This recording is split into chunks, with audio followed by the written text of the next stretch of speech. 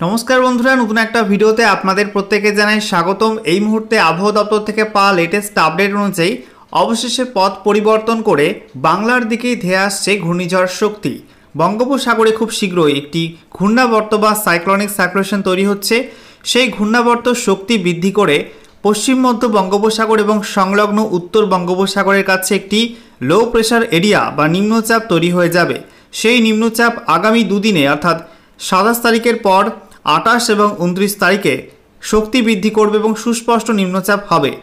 এই নিম্নচাপ খুব দ্রুত কিন্তু শক্তি বৃদ্ধি করে গভীর নিম্নচাপ, তারপরে অতি গভীর হয়ে সাইক্লোনে পরিণত হতে পারে এমনটার সম্ভাবনা রয়েছে জানাচ্ছে আন্তর্জাতিক আবহাওয়া সংস্থার মডেল।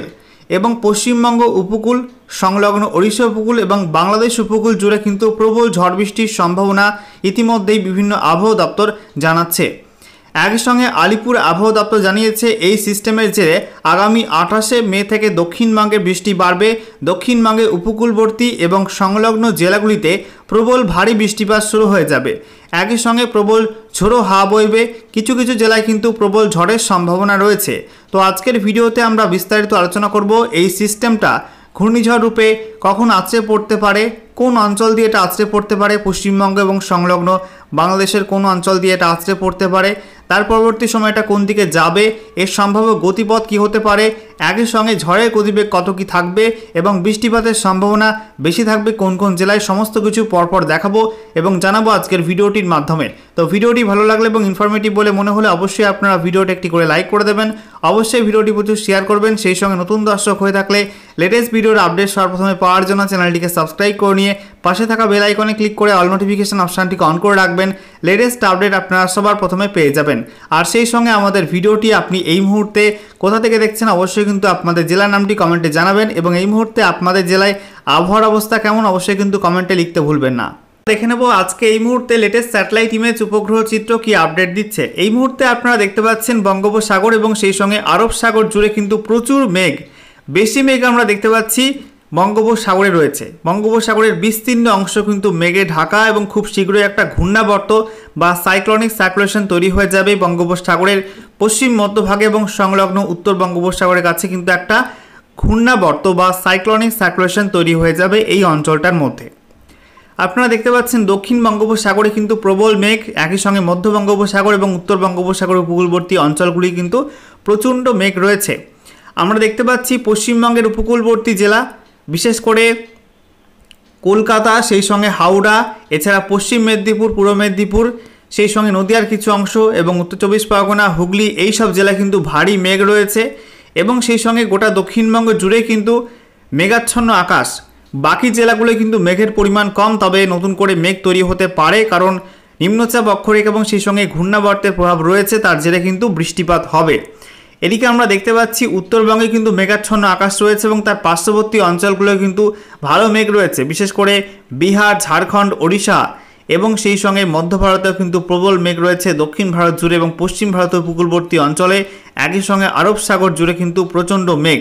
এদিকে আমরা দেখতে পাচ্ছি বাংলাদেশ জুড়ে প্রচণ্ড মেঘ রয়েছে, সেই সঙ্গে উত্তর পূর্ব ভারতের একাধিক রাজ্য আসাম, মেঘালয়, ত্রিপুরা, মণিপুর সহ বিভিন্ন রাজ্যে কিন্তু মেঘাচ্ছন্ন আকাশ রয়েছে। এবারে অনলাইন ওয়েদার সিস্টেম থেকে আপনাদেরকে দেখাবো যে ঘূর্ণিঝড় শক্তি সিস্টেম কবে তৈরি হবে, অর্থাৎ নিম্নচাপ, সেই সঙ্গে ঘূর্ণাবর্ত, গভীর নিম্নচাপ, এই সমস্ত বিষয়গুলো কবে তৈরি হবে এবং ঘূর্ণিঝড়ের গতিপথে কী কী পরিবর্তন আসলো, কী কী সম্ভাবনা আছে, নতুন করে কি আপডেট উঠে আসছে পরপর আপনাদেরকে দেখাবো। দেখুন এই মুহূর্তে কিন্তু বঙ্গোপসাগরে ঘূর্ণি তৈরি হয়ে গেছে। দেখতেই পাচ্ছেন যে বঙ্গোপসাগরের মধ্যভাগে এবং সেই সঙ্গে উত্তর বঙ্গোপসাগরে কিন্তু বায়ু একটু বাঁক নিয়ে অন্যরকমভাবে কিন্তু প্রবাহিত হচ্ছে, আপনারা দেখতে পাচ্ছেন এই অঞ্চলটার মধ্যে। আগামীকাল রবিবার 25 মে কিন্তু আরও ঘূর্ণি তৈরি হবে বঙ্গোপসাগরে এবং সেই সঙ্গে আমরা দেখতে পাচ্ছি আন্দামান সাগরের কাছে কিছুটা ঘূর্ণি তৈরি হচ্ছে, ঠিক আছে। এবং তার জেরে শীঘ্রই 26 মে সোমবারের মধ্যে কিন্তু একটা সাইক্লোনিক সার্কুলেশন বা ঘূর্ণাবর্ত তৈরি হয়ে যাবে এমনটা সম্ভাবনা আছে এবং দেখতে পাচ্ছেন 26 মে সোমবার নাগাদ বঙ্গোপসাগরের দক্ষিণ ভাগে কিন্তু প্রবল ঝোড়ো হাওয়া বইতে শুরু করবে, উত্তাল হবে সমুদ্র। একই সঙ্গে আমরা দেখতে পাচ্ছি মঙ্গলবার 27 মে আমরা দেখতে পাচ্ছি মঙ্গলবারে নিম্নচাপ কিন্তু তৈরি হয়ে যাচ্ছে পশ্চিম মধ্য বঙ্গোপসাগর এবং সংলগ্ন উত্তর বঙ্গোপসাগরের কাছে কিন্তু লো প্রেশার এরিয়া বা নিম্নচাপ তৈরি হচ্ছে এবং সেটা পশ্চিমবঙ্গ উপকূল এবং সংলগ্ন ওড়িশা উপকূলের খুব কাছে অবস্থান করবে এবং আস্তে আস্তে কিন্তু শক্তি বৃদ্ধি করতে থাকবে এবং পরবর্তী দুদিনে কিন্তু শক্তি বৃদ্ধি করে সুস্পষ্ট নিম্নচাপ এবং তারপরে গভীর নিম্নচাপ বা ডিপ্রেশনে পরিণত হতে পারে এবং তারপরে আমরা দেখতে পাচ্ছি ওই অঞ্চলে কিন্তু থাকবে এবং শক্তি বৃদ্ধি করে অতি গভীর নিম্নচাপ থেকে সাইক্লোন তৈরির প্রক্রিয়া কিন্তু শুরু হয়ে যেতে পারে। দেখতেই পাচ্ছেন যে উত্তর বঙ্গোপসাগর এবং সংলগ্ন পশ্চিম মধ্য বঙ্গোপসাগর আর মধ্য বঙ্গোপসাগর জুড়ে কিন্তু প্রবল ঘূর্ণি তৈরি হচ্ছে এবং আমরা দেখতে পাচ্ছি 29শে মে বৃহস্পতিবার নাগাদ একটা ভয়ঙ্কর দুর্যোগ পরিস্থিতি তৈরি হতে পারে পশ্চিমবঙ্গ উপকূল এবং সংলগ্ন বাংলাদেশ উপকূল এবং সংলগ্ন ওড়িশা উপকূলে কিন্তু প্রবল দুর্যোগ শুরু হয়ে যাবে এবং শুক্রবার 30শে মে নাগাদ এই ঘূর্ণিটা কিন্তু আরও উত্তর দিকে এগোবে এবং সেটা পশ্চিমবঙ্গ উপকূল এবং সংলগ্ন বাংলাদেশ উপকূলের মধ্যবর্তী জায়গায় অবস্থান করবে, উপকূলের খুব কাছে কিন্তু অবস্থান করবে ঘূর্ণিঝড়ের কেন্দ্রবিন্দু। একই সঙ্গে আমরা দেখতে পাচ্ছি এটা কিন্তু ল্যান্ডফল করতে পারে শুক্রবার 30শে মে দুপুর থেকে সন্ধ্যার মধ্যে। এই সময়টার মধ্যে কিন্তু ল্যান্ডফল করতে পারে পশ্চিমবঙ্গের যে সুন্দরবন অঞ্চল আছে, একই সঙ্গে বাংলাদেশের সুন্দরবন অঞ্চল আছে, সেই অঞ্চলের মধ্যবর্তী যে কোনো একটা স্থান দিয়ে কিন্তু এটা ল্যান্ডফল করতে পারে, অর্থাৎ পশ্চিমবঙ্গের হলদিবাড়ি এদিকে বাংলাদেশের কলাপাড়া এই অঞ্চলটার মধ্যবর্তী যে কোনো একটা অংশ দিয়ে কিন্তু ল্যান্ডফল করে যেতে পারে এবং তারপরে দক্ষিণ চব্বিশ পরগনা, উত্তর চব্বিশ পরগনা, একই সঙ্গে বাংলাদেশের খুলনা, সেই সঙ্গে আমরা দেখতে পাচ্ছি শ্যামনগর, সাতক্ষীরা এই সমস্ত অঞ্চলের মধ্যবর্তী অঞ্চল দিয়ে কিন্তু এটা সরাসরি উত্তর দিকে যাবে এবং পরবর্তী সময় এটা কিন্তু নদীয়ার ওপর দিয়ে উত্তরবঙ্গে যাওয়ার সম্ভাবনা আছে। আমরা দেখতে পাচ্ছি উত্তরবঙ্গের দিকে যাওয়ার সম্ভাবনা আছে, মালদা, দক্ষিণ দিনাজপুর, উত্তর দিনাজপুরের কাছাকাছি এটা পৌঁছাবে 31শে মে নাগাদ এবং তারপরে কিন্তু বিহারের দিকে অবস্থান করবে, বিহারের পূর্ণিয়া এবং সংলগ্ন অঞ্চলে এটা অবস্থান করবে এবং সেখানে আস্তে আস্তে কিন্তু দুর্বল হয়ে পড়বে। তবে বৃষ্টিপাত কিন্তু দেবে উত্তরবঙ্গে, প্রবল বৃষ্টি হবে উত্তরবঙ্গের বিভিন্ন জেলায়, একই সঙ্গে দক্ষিণবঙ্গে কিন্তু বৃষ্টি বাড়বে। এবারে আপনাদেরকে দেখাবো ঝড়ের গতিবেগ কোথায় কেমন কি থাকবে।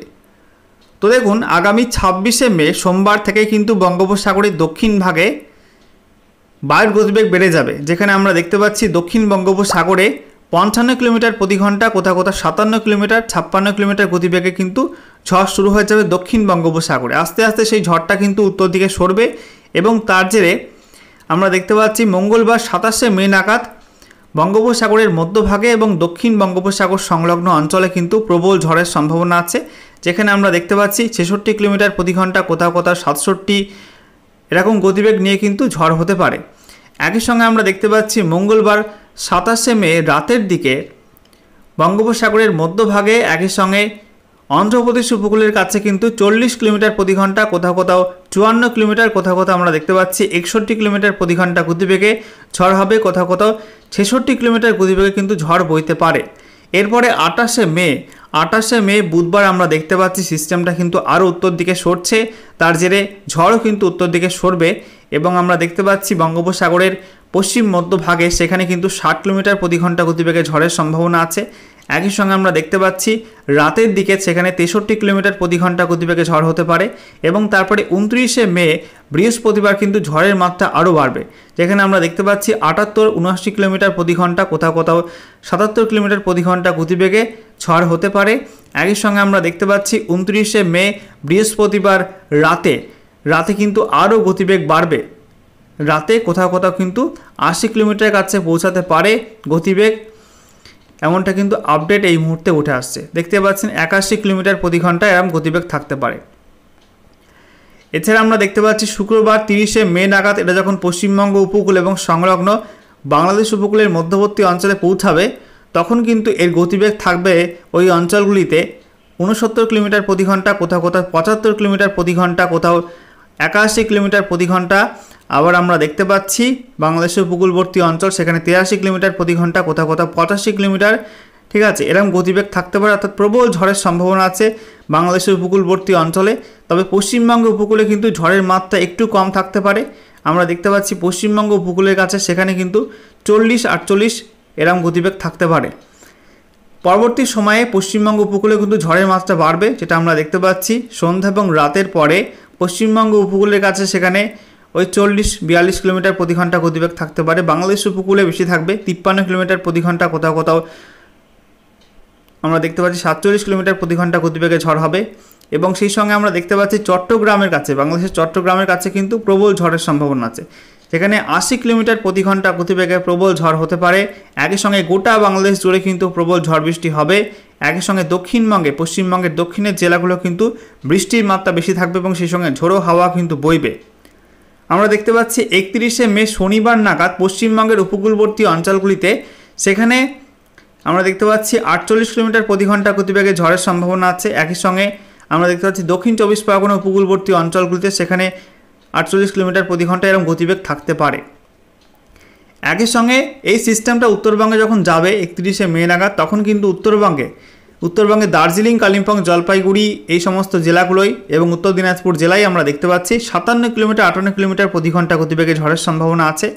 একই সঙ্গে বাকি জেলাগুলো কিন্তু প্রায় 60 কিলোমিটারের কাছাকাছি ঝড় বইতে পারে। উত্তর বাংলাদেশ জুড়ে কিন্তু প্রবল ঝড়ের সম্ভাবনা আছে। এছাড়া আমরা দেখতে পাচ্ছি রাতের দিকে দক্ষিণবঙ্গে এবং উত্তরবঙ্গে ঝড়ের মাত্রা কিন্তু আরও বাড়তে পারে। উত্তরবঙ্গে আমরা দেখতে পাচ্ছি 52 কিলোমিটার, কোথাও কোথাও আমরা দেখতে পাচ্ছি 49 কিলোমিটার প্রতি ঘন্টা। একই সঙ্গে দক্ষিণবঙ্গে কিন্তু 30 থেকে 40-এর মধ্যে থাকবে ঝোড়ো হাওয়ার গতিবেগ। সেই সঙ্গে বঙ্গোপসাগর কিন্তু এই সময়টার মধ্যে প্রবল উত্তাল থাকতে পারে। এরপরে 1 জুন রবিবার থেকে আমরা দেখতে পাচ্ছি আস্তে আস্তে কিন্তু ঝড়ের মাত্রা কমে আসবে, তবে বৃষ্টিপাত কিন্তু অব্যাহত থাকবে পশ্চিমবঙ্গে উত্তর থেকে দক্ষিণ এবং পার্শ্ববর্তী বিহার, ঝাড়খণ্ড, ওড়িশা, এদিকে পার্শ্ববর্তী বাংলাদেশ এবং উত্তর পূর্ব ভারতে কিন্তু প্রবল বৃষ্টিপাতের সম্ভাবনা থাকবে 1 জুন। এবারে আপনাদেরকে দেখাবো এই ঘূর্ণিঝড়ের প্রভাবে ভারী বৃষ্টি হবে কবে থেকে এবং সেই সঙ্গে বৃষ্টিপাতের সম্ভাবনা কোন কোন অঞ্চলে কেমন কি থাকবে। দেখুন, সিস্টেমটা তৈরি হওয়ার আগে কিন্তু বৃষ্টিপাত অব্যাহত থাকবে। এই মুহূর্তে আমরা দেখতে পাচ্ছি যে আজকের বাকি সময়টা, তারপরে রবিবার, সোমবার এবং মঙ্গলবার 27শে মে পর্যন্ত কিন্তু বৃষ্টিপাত বিক্ষিপ্তভাবে হবে পশ্চিমবঙ্গে উত্তর থেকে দক্ষিণে, তবে দক্ষিণবঙ্গে বেশি বৃষ্টিপাতের সম্ভাবনা থাকবে এই সময়টার মধ্যে। এরপরে বুধবার 28শে মে থেকে দক্ষিণবঙ্গে উপকূলবর্তী অঞ্চলগুলিতে ভারী বৃষ্টিপাত শুরু হয়ে যাবে। একই সঙ্গে পার্শ্ববর্তী ওড়িশায় কিন্তু ভারী বৃষ্টিপাত শুরু হয়ে যাবে, বাংলাদেশের চট্টগ্রাম, সেই সঙ্গে কুমিল্লা, এছাড়া আমরা দেখতে পাচ্ছি খুলনা, বরিশাল এই সমস্ত অঞ্চলে কিন্তু ভারী বৃষ্টিপাত শুরু হয়ে যাবে। একই সঙ্গে 29শে মে বৃহস্পতিবার ওড়িশাতে প্রবল বৃষ্টির সম্ভাবনা আছে। পশ্চিমবঙ্গের দক্ষিণের একাধিক জেলা কিন্তু প্রবল বৃষ্টির সম্ভাবনা, বিশেষ করে দক্ষিণ 24 পরগনা, উত্তর 24 পরগনা, হাওড়া, কলকাতা, এছাড়া পূর্ব মেদিনীপুর, পশ্চিম মেদিনীপুর এই সব জেলাগুলো কিন্তু প্রবল বৃষ্টি হবে। একই সঙ্গে আমরা দেখতে পাচ্ছি উত্তর বঙ্গোপসাগর জুড়ে কিন্তু প্রবল বৃষ্টির সম্ভাবনা রয়েছে। এরপরে 30শে মে গোটা দক্ষিণবঙ্গ জুড়ে বৃষ্টি হবে, উত্তরবঙ্গে বৃষ্টি বাড়বে। একই সঙ্গে গোটা বাংলাদেশ জুড়ে বৃষ্টি হবে, পার্শ্ববর্তী ত্রিপুরা, আসামের বিভিন্ন অঞ্চলে কিন্তু বৃষ্টি প্রবল আকার নেবে। এরপরে 30শে মে রাতের দিকে আমরা দেখতে পাচ্ছি বাংলাদেশের উত্তর সাইডে রংপুর, ময়মনসিংহ, সিলেটে প্রবল ভারী বৃষ্টির সম্ভাবনা। একই সঙ্গে পশ্চিমবঙ্গের যে উত্তরের জেলাগুলো আছে দার্জিলিং, কালিম্পং, জলপাইগুড়ি, আলিপুরদুয়ার, কোচবিহার, একই সঙ্গে উত্তর দিনাজপুর এই সব জেলায়, একই সঙ্গে দক্ষিণ দিনাজপুরে কিছু অংশ কিন্তু প্রবল বৃষ্টির সম্ভাবনা আছে, ভয়ঙ্কর ভারী বৃষ্টি হতে পারে। একই সঙ্গে আমরা দেখতে পাচ্ছি 31শে মে শনিবার কিন্তু উত্তরবঙ্গে রেড অ্যালার্ট থাকবে, অত্যাধিক ভারী বৃষ্টি হতে পারে পাহাড়ি জেলাগুলোয়, অর্থাৎ দার্জিলিং, কালিম্পং, জলপাইগুড়ি, আলিপুরদুয়ার, কোচবিহার। একই সঙ্গে নিচে উত্তর দিনাজপুর, দক্ষিণ দিনাজপুরে কিন্তু বৃষ্টিপাত হবে এবং বিহারেও কিন্তু অত্যাধিক ভারী বৃষ্টিপাতের সম্ভাবনা থাকবে। এই সময়টার মধ্যে দক্ষিণবঙ্গে কিন্তু ভারী বৃষ্টিপাত অব্যাহত থাকবে। এছাড়া আমরা দেখতে পাচ্ছি বাংলাদেশের মধ্যে উত্তরের সাইডে রংপুর, ময়মনসিংহ, সিলেটে প্রবল ভারী বৃষ্টিপাতের সম্ভাবনা। এছাড়া আসাম, মেঘালয়ে কিন্তু অত্যাধিক ভারী বৃষ্টিপাতের সম্ভাবনা থাকবে। একই সঙ্গে দেখতে পাচ্ছি রবিবার 1 জুন থেকে দক্ষিণবঙ্গে আস্তে আস্তে বৃষ্টি কমে আসবে, তবে উত্তরবঙ্গে বৃষ্টি থাকবে এবং সেই নিম্নচাপটা কিন্তু আস্তে আস্তে উত্তর পূর্ব দিকে সরবে। তার জেরে আগামী সময়ে উত্তর পূর্ব ভারতের একাধিক রাজ্যে ভারী বৃষ্টি অব্যাহত থাকবে এবং বাংলাদেশের কিছু অংশে কিন্তু বৃষ্টিপাত অব্যাহত থাকতে পারে।